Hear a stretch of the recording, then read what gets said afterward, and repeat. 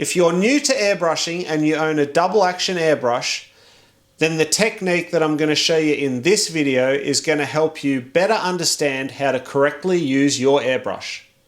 This is an aerosol can. So similar to a single action airbrush, when you press down, you get product coming out straight away. So when spraying with an aerosol, you can see it gets great coverage and it serves a purpose. And you're getting the product coming out just by that one touch of the button, which is great. But you don't want to use a double action airbrush in the same way as you use an aerosol can. So in order to demonstrate, I'm going to add some magenta paint into the airbrush. So when people first start to learn how to airbrush, what they do is they kind of use it as if they're using an aerosol can. And they're pressing down and pulling back on the paint to try and, build up a tone. But all that's going to do is give you a really uneven tone, and it's going to be extremely hard to airbrush with. Because this is a double action airbrush, what you actually need to do is press down for air, keep the air pressed down at all times, and then pull back for paint. The more you pull back, the more paint will come out. The less you pull back, the less paint will come out. And then you adjust your height and your speed to control the outcome of the stroke. So the correct way is to press down for air, keep that air pressed down at all times, pull back on the paint, and then move along.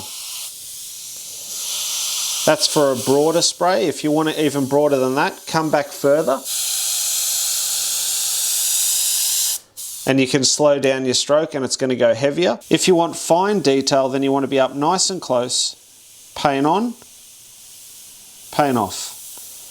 Paint on, paint off. Paint on, paint off. But the crucial thing is I've still got that trigger finger pressed down at all times. And as soon as I finish my stroke, I shut it back off. So what happens is the trigger moves back to release the paint, and then I bring it back into the original position. Now you can see this trigger is on an angle, hence the angle there. A lot of them are straight up and down. So wherever that trigger starts, you want to then, once you've finished pulling back for paint, return it back to the home position. So let me go ahead now and demonstrate what happens if you spray incorrectly and you don't shut the paint off properly. You just let go of the trigger, right? So I've just totally let go of that trigger. I'll show you one more time.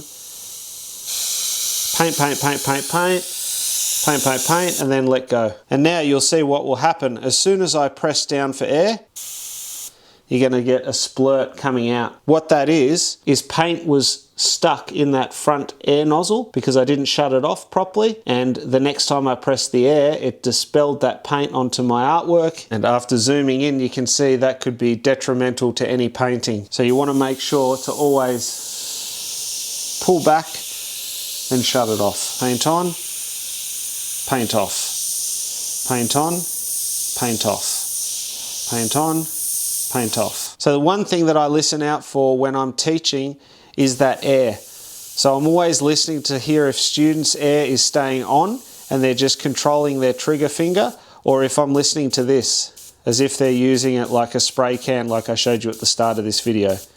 This is incorrect. You do not want to do this, and I think you can understand why after I've just shown you this demonstration. It is a double action, so make sure you press down for air and then just control the paint using your trigger finger. It's going to feel alien to start with. It's going to get a bit more fatigue on your finger. That's why I recommend you put your finger over the front like so. That seems to give you a bit more comfort and less fatigue on this part of your finger.